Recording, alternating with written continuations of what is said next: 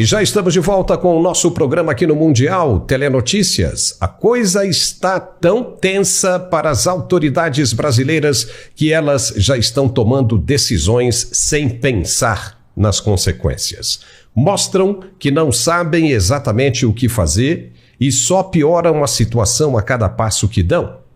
O deputado federal Lindbergh Farias, do PT do Rio de Janeiro, líder da bancada do partido na Câmara, protocolou uma representação criminal contra o também deputado federal Eduardo Bolsonaro. O documento enviado ao Procurador-Geral da República, Paulo Gonet, acusa Eduardo de conspirar contra o governo brasileiro em articulação com parlamentares dos Estados Unidos. Na representação, Lindbergh alega que o deputado Eduardo Bolsonaro estaria cometendo crime contra a soberania do Brasil ao armar ataques contra as instituições brasileiras, aliado a autoridades americanas. Mas, além de Eduardo Bolsonaro, Lindbergh pede também a prisão do jornalista brasileiro Paulo Figueiredo, por este estar acompanhando Eduardo nas tramitações do deputado pelos departamentos americanos. Paulo Figueiredo foi denunciado pela PGR como partícipe do tal golpe que nunca existiu.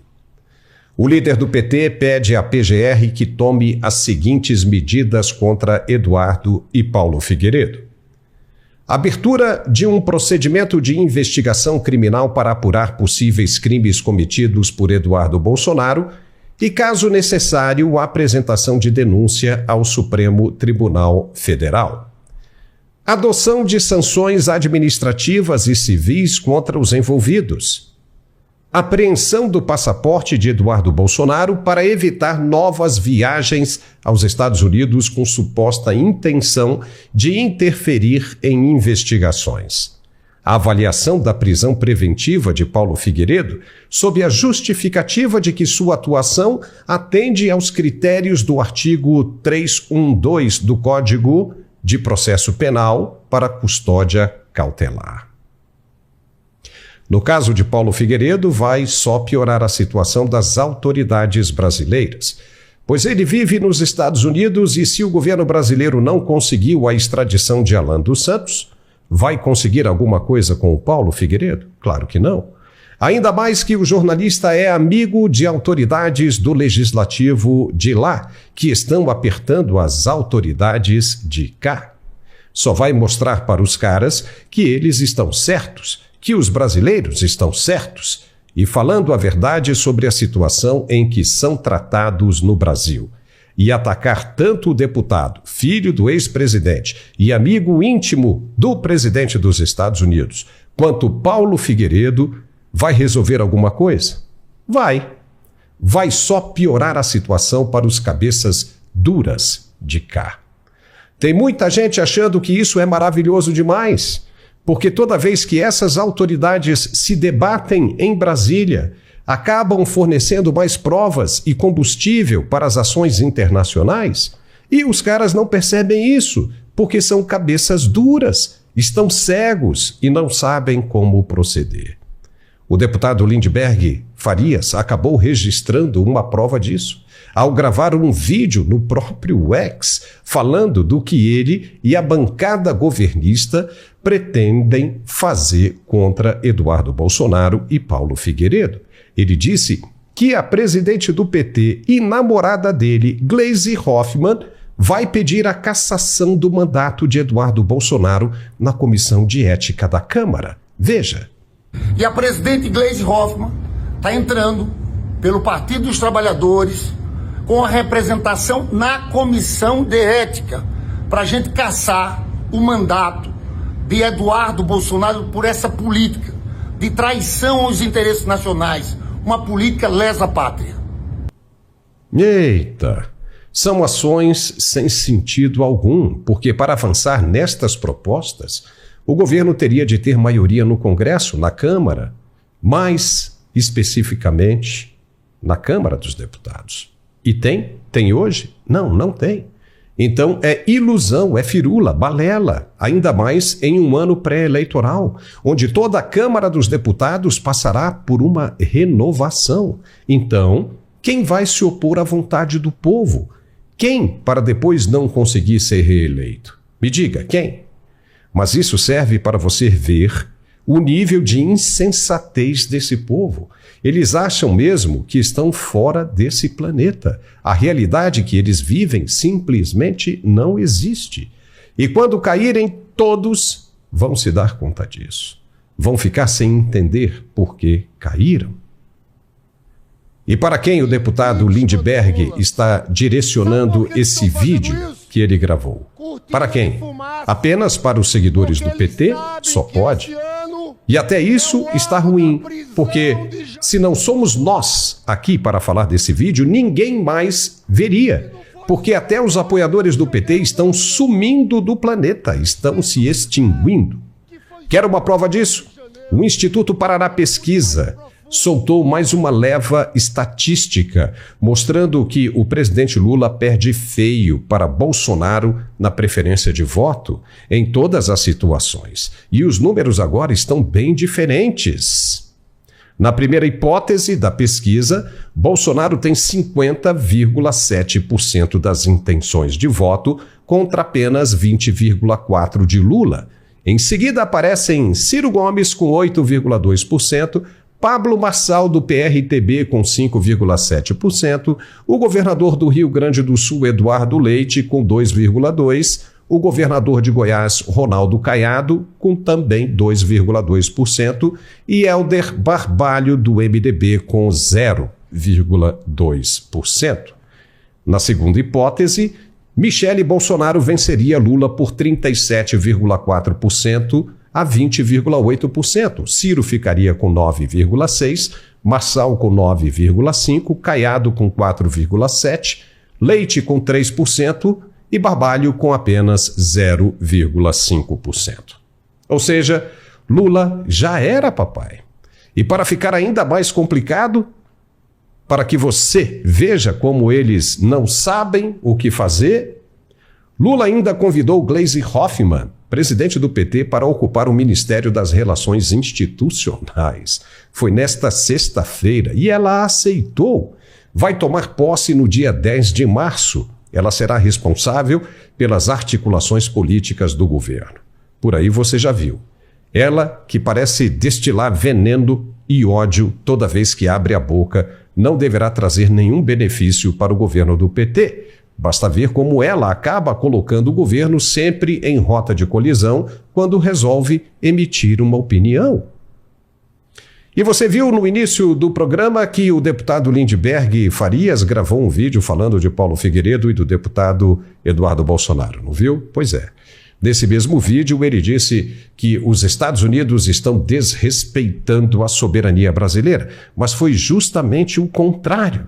Foi o Brasil quem primeiro desrespeitou a soberania americana e agora está achando ruim. Só para que você saiba, no dia 30 de julho de 2020, o jornal O Globo, assim como vários outros meios de comunicação, noticiou que o ministro Alexandre de Moraes determinou o bloqueio de perfis bolsonaristas no Twitter, hoje X, a nível internacional, ou seja, no mundo todo.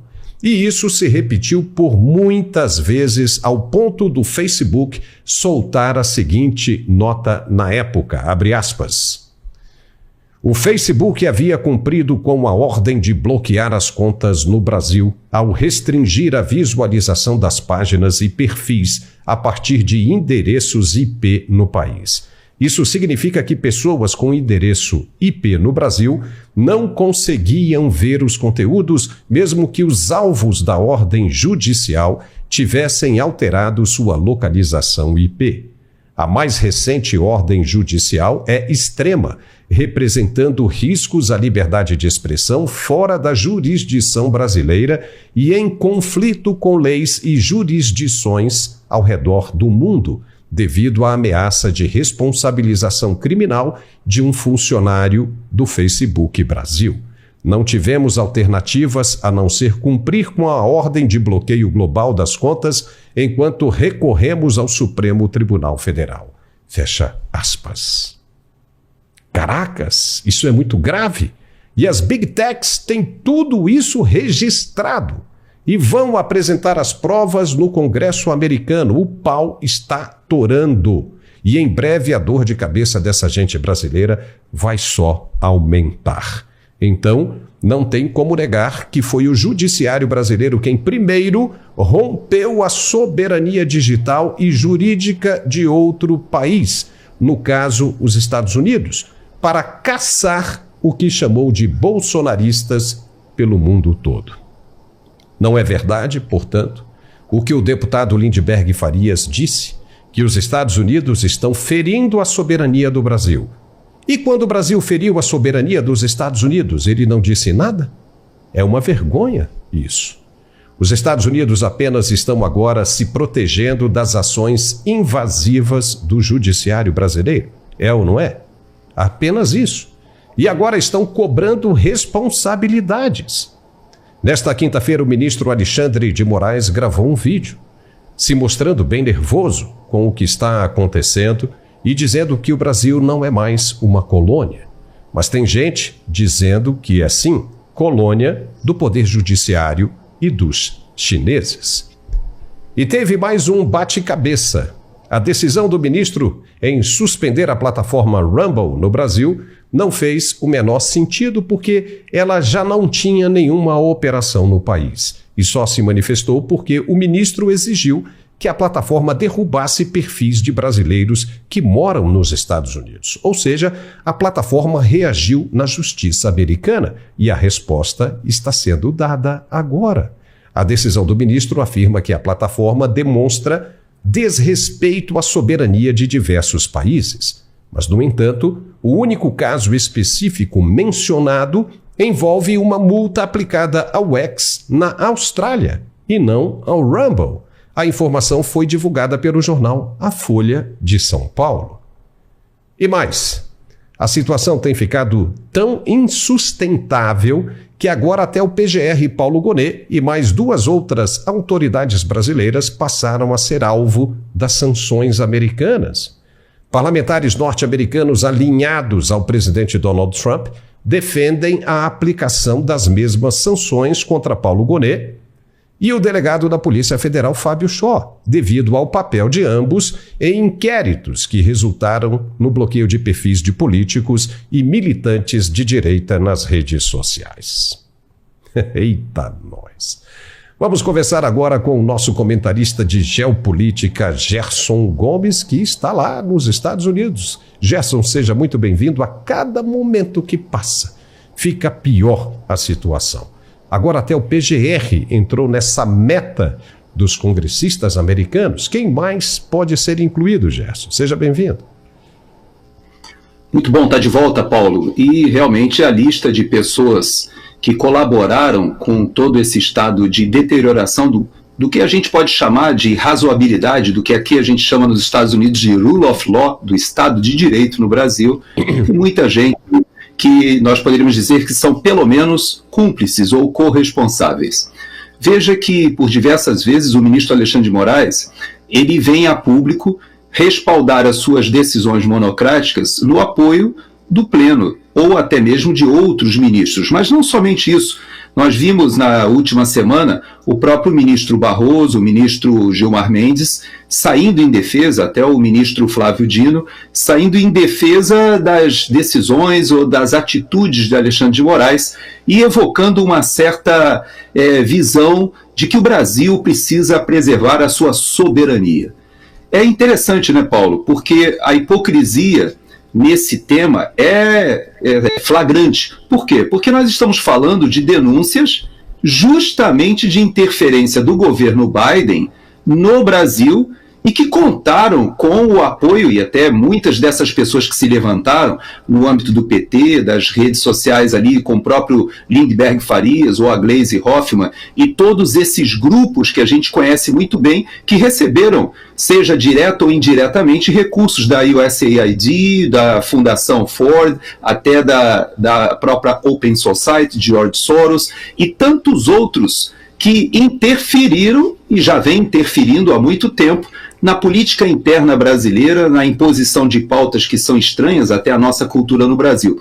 Então você veja que para algumas coisas eles se sentem indignados com a interferência dos Yankees americanos, como são ditos muitas vezes, que são imperialistas, mas para aquilo que lhes convém, eu posso te dizer que eu fui a Washington me encontrar com os parlamentares brasileiros tentando se reunir lá no início, nas primeiras tratativas com alguns parlamentares americanos, e sabe o que a gente descobriu? Que durante a campanha eleitoral, antes da eleição de 2022, houve uma comitiva de parlamentares e líderes de ONGs e líderes da esquerda que vieram a Washington e fizeram esse mesmo papel de articulação, tentando convencer essas instituições aqui dos Estados Unidos de que o Brasil estaria sob risco das suas instituições e da democracia, o que respaldaria o que nós acabamos visto, né, no nosso processo eleitoral, de dinheiro sendo colocado para várias dessas organizações. Então, Paulo, isso está vindo à tona, e eu posso dizer o seguinte: hoje o Brasil é percebido aqui nos Estados Unidos como um país que integra esse esforço internacional de apoio à censura, à guisa de combate ao discurso de ódio e à desinformação. E esse é um assunto caríssimo, não só para o presidente Trump, mas principalmente para o vice-presidente J.D. Vance, que tem feito vários discursos nessa direção, e por que não dizer do Elon Musk, que conhece muito bem e já se manifestou nas redes sociais dizendo que essas pessoas que promoveram a censura no Brasil serão responsabilizadas mais cedo ou mais tarde, Paulo. E o problema grande dessa história toda aí é justamente o judiciário brasileiro ter entrado na jurisdição americana sem respeitar os trâmites legais internacionais nos quais o próprio Brasil é signatário, não ter passado também principalmente pelo Tribunal Penal Internacional. Isso representou uma quebra de soberania, uma invasão na soberania digital dos Estados Unidos, e isso está pegando. E por isso os americanos estão vindo com tudo para cima. Ou seja, existem provas? Eles dizem que sim. O Elon Musk chegou a publicá-las, né, algumas delas, no próprio X, né, essas provas vindo do próprio gabinete do ministro. Então isso é grave. E essas Big Techs, né, você está aí nos Estados Unidos, sabe muito bem disso, elas serão convocadas para depor no Congresso americano e vão apresentar todas essas provas, que vão apenas confirmar a necessidade de aprovação da lei que está sendo estudada, discutida nesse exato momento em caráter de urgência. Obviamente que isso tem preocupado as autoridades brasileiras, porque sabem, né, no fundo, sabem, né, se estiveram realmente envolvidas nessa situação, sabem que essas provas serão contundentes e dificilmente caberá uma defesa nessa situação. E a informação que se tem é de que o presidente Donald Trump está esperando uma posição agora do governo Lula com relação ao judiciário brasileiro para que ele possa tomar mais um passo nessa medida. E isso, pelas informações que chegam até os nossos ouvidos aqui, né, de fontes em Brasília, eu acho que até essas informações chegaram até os seus ouvidos também, né, Gerson? De que o ministro está muito irritado e que vai partir para cima de todos que estiverem tratando do assunto. Isso não seria mais um erro, Gerson, na sua opinião? Não tenha dúvida. De certa forma, o Brasil, com aquela nota, ele escalou a crise e vestiu a carapuça e transformou um assunto que ainda estava sendo tratado como setorizado em um assunto de Estado. Agora, isso era esperado, né, Paulo? Há quem diga que aquela nota foi redigida a quatro mãos, ou pelo menos foi revisada pelo ministro Alexandre de Moraes e pelo Celso Amorim, representando não somente um olhar, né, ideológico do Celso Amorim, mas eu vou além. Eu creio que a essa altura o Executivo e o Judiciário, particularmente no que diz respeito ao Supremo Tribunal Federal, eles não têm mais nenhum escrúpulo de, pelo menos, demonstrar que trabalham juntos. de uma maneira muito coordenada. Veja que aquelas reuniões que foram agendadas, né, de análise da conjuntura entre o Supremo Tribunal Federal e o presidente da República, que foram tratadas com certo constrangimento no passado, hoje o que nós vemos é, de fato, ministros da Suprema Corte deixando o STF e assumindo cargos nos ministérios e ministros do governo Lula assumindo cadeiras e vestindo a toga do STF. Isso é óbvio. O advogado pessoal do presidente hoje está no STF. Hoje nós temos um ex-advogado do PT que está no STF. Então a gente tem toda uma estrutura que leva, pelo menos a população, a entender ou tem essa percepção no Brasil e acaba isso transbordando para aqui, para os Estados Unidos e para a comunidade internacional, né, Paulo? De que existe realmente um governo, uma ditadura, uma imposição, um estado de exceção que é um pouco híbrido, ao contrário de outros países, né, que a gente já conhece, em que o poder executivo ele oprime a sua população. No Brasil isso é feito de uma maneira mais sofisticada, porque o poder executivo, na verdade, utiliza a Suprema Corte do país para avançar tanto sobre o poder legislativo quanto sobre a população. Então, essa é a percepção, você está certo.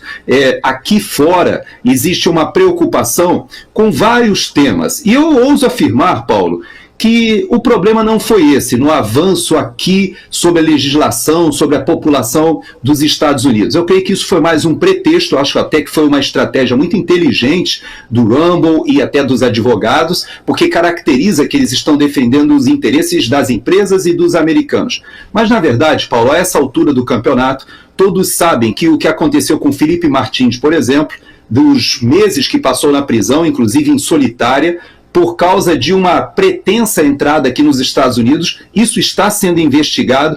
Obviamente, houve colaboração de algum funcionário americano e talvez até algum brasileiro trabalhando junto à imigração ali em Orlando. Existem investigações muito adiantadas nesse sentido para detectar como foi forjado aquilo que, de certa maneira, fez o pano de fundo para a prisão do Felipe Martins. Mas não só isso, não. Sabe que há assessores que pediram para Ana Paula, a nossa musa do vôlei, que hoje é uma comentarista ali da Oeste, companheira nossa, jornalista inteligentíssima, mas pediram para que ela mandasse documentos traduzidos explicando como foi isso da oitiva do ex-ajudante de ordens do presidente Bolsonaro, que teria sido ameaçado pelo próprio juiz numa tratativa de colaboração nesse processo, que nós vimos ali com o Cid sendo pressionado, chorando, desmaiando, voltando atrás, dizendo que estava sendo realmente tratado de uma forma que o Gilmar Mendes, algum tempo atrás, caracterizaria lá na Lava Jato como tortura. Tudo isso, Paulo, ao contrário do que a gente pensa no Brasil, já está sendo compreendido aqui nos Estados Unidos. Então já não é mais uma questão de liberdade de expressão, mas também avança nos direitos humanos, avança em outras atitudes, e você está corretíssimo. O presidente Trump, ele exigirá, em algum momento, uma posição oficial do governo brasileiro, se respalda ou não. Me parece que não existe a opção de não respaldar. Eu não sei se você viu essa semana, o Maduro, ele voltou atrás. O Maduro achicou, como a gente diz no Rio Grande do Sul. Ele fez uma declaração dizendo que o Trump, e não mais falando como você imita muito melhor do que eu, que é fascista, Trump, aquela, você imita, você faz a imitação perfeita. Mas o Maduro, em vez de falar fascista, ele falou assim, ó, ele afinou, ele chegou, Mr. Trump, esse trem de Aragua, nós também não queremos aqui não, o senhor está certo de mandar eles embora. Sabe quem foi que levou eles aí para dentro dos Estados Unidos? Foi a Colômbia junto com o Biden. Rapaz, o Maduro ainda entregou o Biden, botou a culpa no Biden, disse que a culpa do trem de Aragua está lá nos Estados Unidos traficando e fazendo toda aquela confusão aqui nos Estados Unidos, é culpa da Colômbia. Então você vê que muita coisa está mudando. E aí eu te faço a provocação, será que o Lula vai fazer igual o Maduro? Ele vai chegar numa hora e vai dizer assim, olha, esse negócio do Alexandre de Moraes, TSE, receber dinheiro da USAID, isso é coisa do Biden com o Alexandre de Moraes. Me tira, me deixa fora dessa. Será que ele vai fazer isso também, Paulo? Pois é, isso aí a gente não sabe, né? Porque até que ponto né, o executivo está de mãos dadas, né, com o judiciário.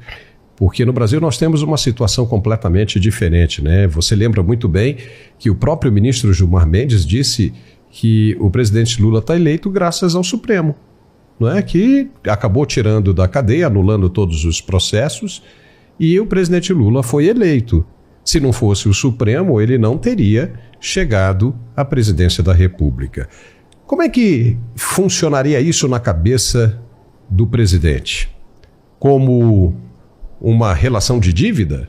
Então é uma coisa complicada. Tem muita gente dizendo, né, nos corredores em Brasília também, que não há saída para essa turma que está envolvida, que a única saída aí agora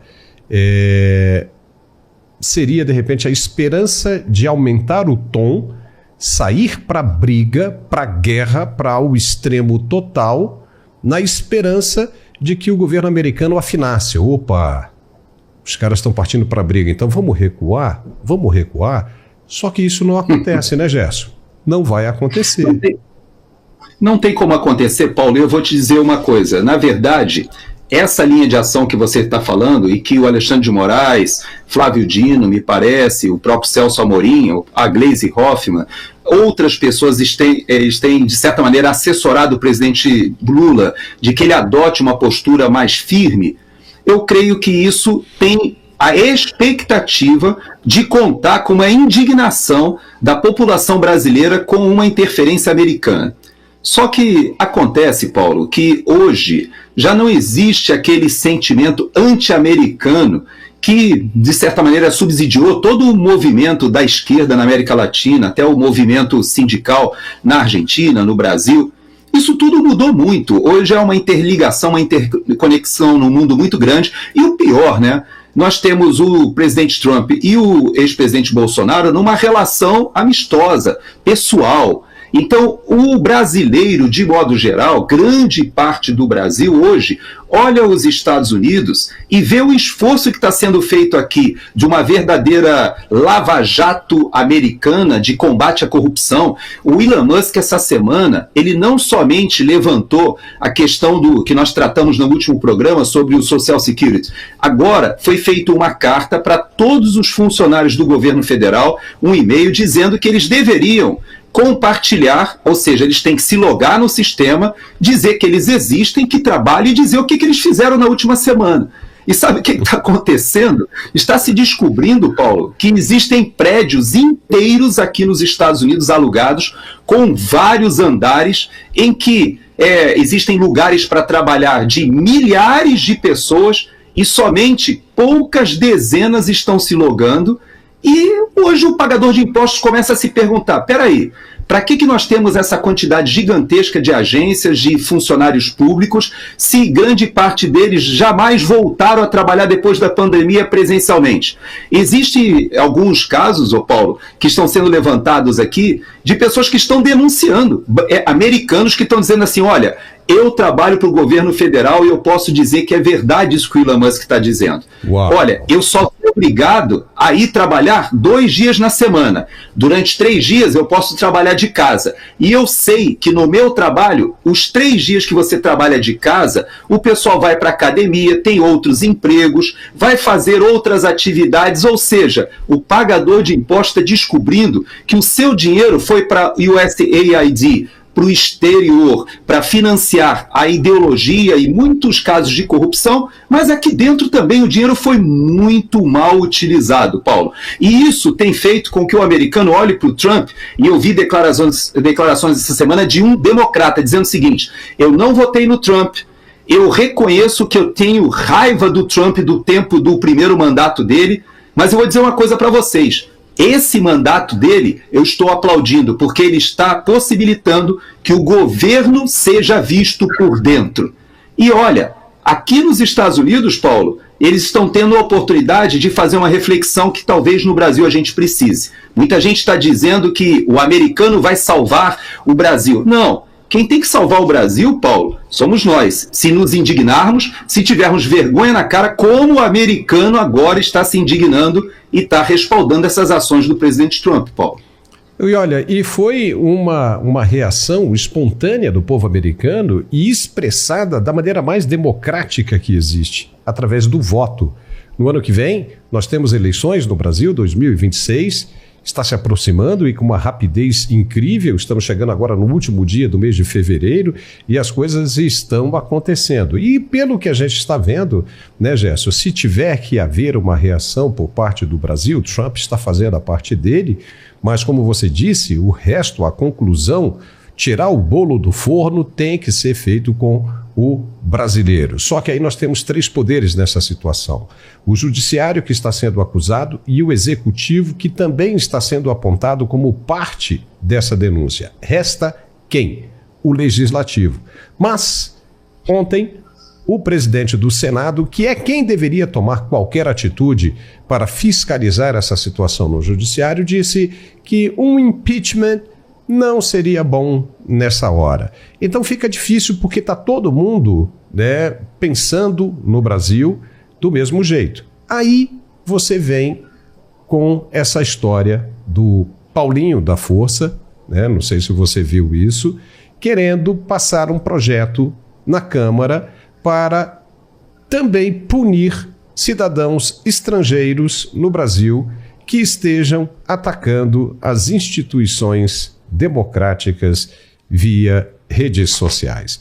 Obviamente que isso não vai passar, não existe a menor possibilidade de passar por 2 motivos. Primeiro, que falta maioria no Congresso Nacional para se aprovar uma proposta dessa, mesmo com todo o dinheiro de emenda. Não sei se você concorda com isso.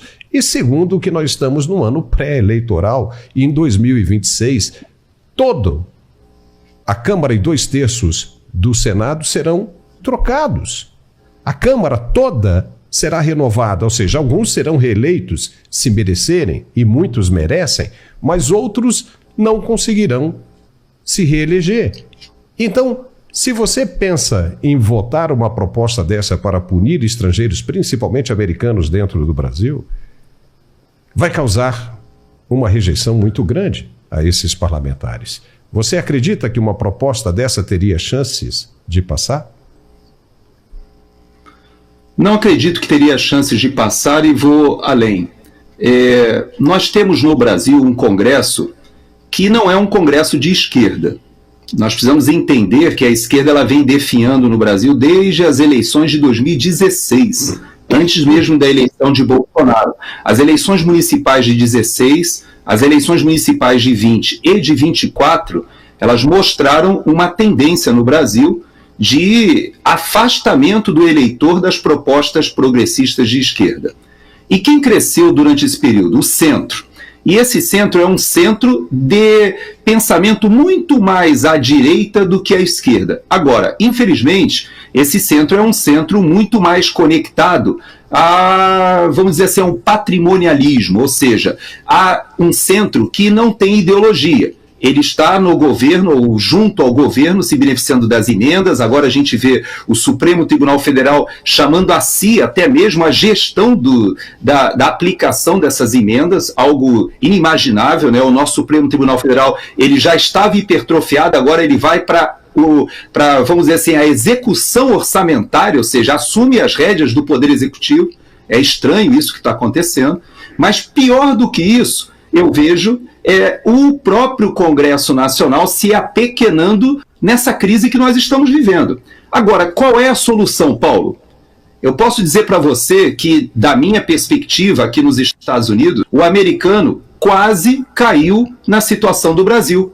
Se nós tivéssemos a Suprema Corte aqui com uma maioria democrata ou uma maioria progressista, se Trump não tivesse sido eleito, tivesse sido tornado inelegível, e que nós estivéssemos hoje com o governo Kamala Harris, talvez alavancando e aprofundando muito do lawfare, da perseguição política aos adversários políticos. Então, aqui nos Estados Unidos, Paulo, eles têm consciência de que eles estiveram à beira do abismo.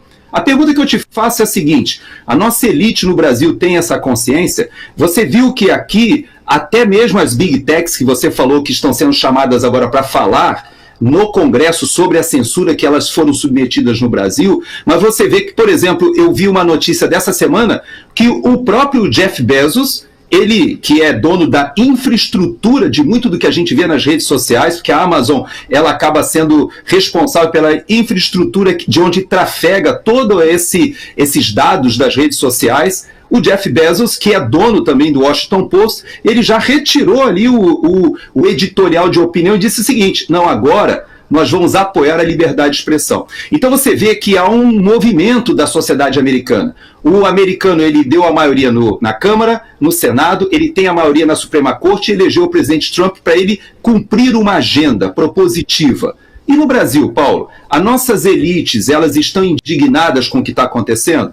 O nosso Congresso Nacional, ele está, de certa maneira, já olhando 2026 e abandonando o barco do governo federal porque está indignado, está realmente querendo o melhor para o país, ou porque simplesmente vislumbrou que esse time vai perder a eleição e agora já começa a se bandear para o outro lado?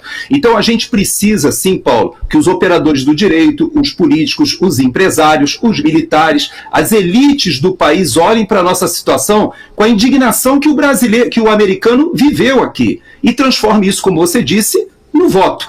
E eu vou, por último, dizer o seguinte: a nossa solução está na eleição do Senado, é verdade, mas também no presidente da República. Por quê? Porque nós precisamos do Senado para colocar o Supremo Tribunal Federal no seu papel constitucional, é verdade, mas nós também não podemos esquecer que a reconfiguração do STF só pode ser feita com novos nomes. Não vai ser impedindo todo mundo, fazendo impeachment de todo mundo. E o próximo presidente da República vai nomear, Paulo, se eu não me engano, 3 ministros da Suprema Corte. Me parece que Gilmar Mendes, Carmen Lúcia e o Fux terminam dentro do mandato do próximo presidente, entre 2027 e 2030. Então nós teremos possibilidade não somente de retirar da Suprema Corte os ministros que atropelam a Constituição e que tomam decisões à revelia da lei, ou seja, causando muito dessa estabilidade que a gente vê, mas também nomear outros ministros que tenham posições mais responsáveis e mais coerentes, na minha avaliação, Paulo. Existe uma situação que ainda está pendente, né? Que muita gente parou de falar nessa situação por causa desses últimos acontecimentos internacionais. Mas é o julgamento no STF da denúncia feita pela PGR, dos militares e do ex-presidente Bolsonaro. Como é que você vê essa situação? Será que os caras vão colocar fogo no parquinho mesmo, Gerson? Será que, diante do que está acontecendo, os caras não vão ter inteligência suficiente para pensar e vão partir para o ataque? Existe essa possibilidade. Como, por exemplo, eu quero que você responda isso, e também a situação apresentada pelo deputado Lindbergh Farias, que pede a prisão de Paulo Figueiredo e a suspensão do visto de Eduardo Bolsonaro e também a cassação do mandato dele. Qual é a possibilidade disso acontecer diante da situação em que nós estamos vivendo? E qual é a possibilidade disso piorar? Veja que muita gente... Eu vou até contar um caso para você que aconteceu comigo no aeroporto de Fort Lauderdale. Eu estava na fila com a minha esposa para pegar um voo para Nova York ou para New Jersey. E estava ali e, de repente, uma pessoa na fila me viu e falou assim: "O senhor é o Coronel Gerson?" E ele era o atendente da American Airlines. Ele estava ali na fila da American Airlines. Eu fiquei meio sem graça porque a fila estava muito grande. E ele chegou para mim e falou assim: "Coronel, eu quero lhe dizer que eu concordo com o Paulo Figueiredo. O senhor está errado. Quem está certo é o Paulo Figueiredo." Isso na fila do aeroporto de Fort Lauderdale. E você sabe que ele era o gerente do atendimento? Ele abriu uma outra fila, pegou as pessoas que estavam atrás de mim para ir para outra fila e ficou 30 minutos comigo debatendo ali a questão do Paulo Figueiredo. E por que eu te conto isso? Porque você sabe que lá, desde a Jovem Pan, eu e o Paulo debatimos essa questão do que acontecia no Brasil. E o Paulo tinha fontes, eu tinha outras fontes. Depois do 8 de janeiro, nós passamos a militar aqui nos Estados Unidos para tentar nos aproximar dos americanos que pudessem, de certa maneira, ver o que estava acontecendo no Brasil. E eu publiquei nas minhas redes sociais, e aí até faço o convite a você que está nos assistindo, se puder, me seguir lá no X, que é @GersonGomes, porque lá eu publico muito do que a gente debate aqui, eu faço outros comentários. E lá eu publiquei uma foto, Paulo, que eu poderia até ter te mandado, mas eu esqueci. Onde eu estou sentado, eu, Paulo Figueiredo, o senador Magno Malta, com quentinha no colo, no corredor do lado de fora da sala do Chris Smith.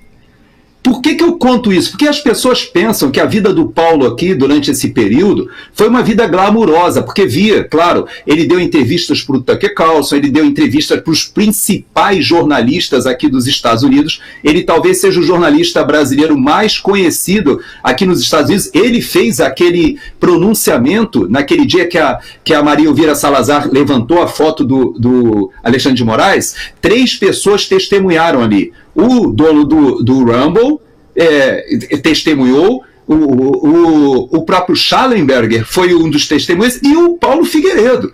Então ele é muito conhecido aqui, só que as pessoas esquecem, Paulo, que foram meses em que ele viajou a Washington, nos levou para conhecer esses parlamentares, batemos nas portas de vários deles que não nos atendiam, ou às vezes só saíam para tirar uma foto, e depois nem queriam saber do que estava acontecendo, porque para eles o Brasil é um assunto muito periférico. Mas você sabe que agora mudou tudo, Paulo. Você sabe que graças a esse esforço, esse trabalho que o Paulo Figueiredo fez, e que o Eduardo Bolsonaro, não podemos esquecer que o Eduardo hoje, ele tem trânsito tanto no poder executivo e legislativo aqui dos Estados Unidos. Ele é recebido nos gabinetes, mas também é recebido no Departamento de Estado, ele é recebido na Casa Branca. Você tem ideia do que é realmente essa interconexão hoje? Só que quem nos ouve, Paulo, pensa que isso foi fácil. Não foi. Foi muito difícil essa construção, e nós podemos dizer que até de certa forma foi uma providência divina quando o Donald Trump toma aquele tiro e faz aquela virada de cabeça e o tiro pega só na orelha, assim como o presidente Bolsonaro ter tomado a facada e não ter falecido, o presidente Trump ter sido eleito, ele estar no poder, ganhar a eleição com todo esse apoio da população, nos coloca numa situação completamente diferente. O jogo virou. Eu posso dizer para você que hoje, aqui nos Estados Unidos, a situação do Brasil é identificada. As pessoas sabem quem é Alexandre de Moraes, sabem que não existe aquela desculpa desde dos tribunais de Nuremberg, de que, não, eu só estava cumprindo ordens. Então, esses juízes auxiliares, delegados da Polícia Federal, que estão trabalhando junto, inclusive eu não sei se você chegou a comentar, mas eu vi uma matéria da Oeste agora, minutos antes da gente entrar no ar, que fala sobre alguns áudios que foram descobertos onde assessores do ministro Alexandre de Moraes falavam sobre editar imagens do 8 de janeiro para subsidiar as acusações. Então você vê que... E-mails, Gerson, e-mails. E-mails, né? Então, pior ainda, né, porque está registrado ali, ou seja, havia toda uma articulação de uso, como nós já vimos, de usar a criatividade para perseguir alguns órgãos de imprensa, ou até focar no Eduardo Bolsonaro. Então, se realmente for por esse caminho que você está dizendo, de decretar a prisão do Paulo Figueiredo, ou até, quem sabe, né, continuar bloqueando as contas do Rodrigo Constantino, que está no tratamento de câncer e hoje é cidadão americano, ele tem as contas dele bloqueadas, ele está com o tratamento dele hoje. Existem até movimentos no Brasil de amealhar recursos para ajudar o tratamento do Rodrigo Constantino aqui nos Estados Unidos. O Alan dos Santos, o próprio o jornal que ele foi obrigado a fechar no Brasil, agora ele fez uma nova iniciativa aqui, que está com Lacombe, que está com Max Cardoso, ou seja, todos esses esforços que estão sendo feitos aqui nos Estados Unidos são empresas americanas. Mas por que isso? Porque há um estado de exceção no Brasil. Se nós não reconhecermos isso, o que eu acho que o Lindbergh está propondo vai ser, na verdade, a consolidação daquilo que lá na campanha nós achávamos que era uma teoria da conspiração. Veja que eu tinha uma posição, e ainda defendo essa posição, de que o Brasil não vai descambar para uma Venezuela. Mas muitas e muitas pessoas hoje aqui nos Estados Unidos já olham o Brasil dizendo, já descambou. Nós já estamos sendo vistos como um narco-estado e uma ditadura, por muitos órgãos, inclusive do mainstream jornalístico. Eu só quero te lembrar, finalizando esse comentário, Paulo, que as organizações de narcotráfico foram consideradas por Donald Trump como organizações terroristas. E foi por isso que o Maduro deu esse retrocesso na posição dele. Sabe o que vai acontecer no Brasil se o Comando Vermelho e o PCC entrarem nessa relação de organizações criminosas? Isso significa que as conexões do Comando Vermelho com a política e do PCC com a política acaba entrando no alvo da inteligência e das operações americanas de combate ao terrorismo. E isso não é bom, e eu posso te dizer que hoje as Forças Armadas do Brasil ainda estão fora desse tipo de combate. Mas assim como no Equador e na Colômbia, eu creio que muito em breve, se as Forças Armadas não entrarem no combate ao narcotráfico, as polícias militares e as polícias civis não farão ou não darão mais conta. E isso significa que o Brasil, provavelmente, algumas dessas organizações entrarão nessa lista de organizações terroristas. E você sabe muito bem, Paulo, o que significa isso aqui nos Estados Unidos. É muito sério, muito sério. Gerson, chegamos ao final do nosso programa, estamos sem tempo para mais alguma coisa. Na segunda-feira a gente volta para comentar, reúne. Na segunda-feira não, porque eu acho que segunda-feira, a não ser que apareça alguma coisa, segunda-feira de carnaval, né? Se tudo correr bem, né? Você reúne aí o que está acontecendo, e eu acredito que essas coisas estão acontecendo de uma maneira muito rápida, a gente volta para comentar. Mas foi muito bom o nosso papo de hoje, foi bastante esclarecedor, e nós estamos trabalhando apenas com informação e análises do que está acontecendo no Brasil. Apenas isso. Analisamos, que isso fique bem claro para qualquer um por aí. Muitíssimo obrigado, viu, Gerson? E até a próxima. Vou deixar uma promessa, se realmente segunda-feira nós nos encontrarmos, você sabe que aqui nos Estados Unidos não tem carnaval, né? Isso é uma coisa muito aí do Brasil. Então, esse condicionante que você colocou não é daqui, é mais daí. Não sei se você vai pular carnaval ou não vai, mas o fato é que, se segunda-feira você estiver disponível, nós vamos falar sobre a lista que foi divulgada ontem não só pelo Departamento de Justiça, mas também pelo FBI, do Jeff Epstein. Essa lista, eu já dei uma olhadinha no que começou a ser comentado. Existe muita controvérsia e eu prefiro reunir as informações para que a gente, na segunda-feira, fale. Existe gente, inclusive, comparando com a questão do João de Deus aí no Brasil. Você lembra que o João de Deus, ele também foi acusado de pedofilia, etc., e tinha pessoas famosas que iam lá, não somente o ministro Barroso, mas até pessoas famosas aqui dos Estados Unidos. Você lembra que, inclusive, apresentadoras famosas...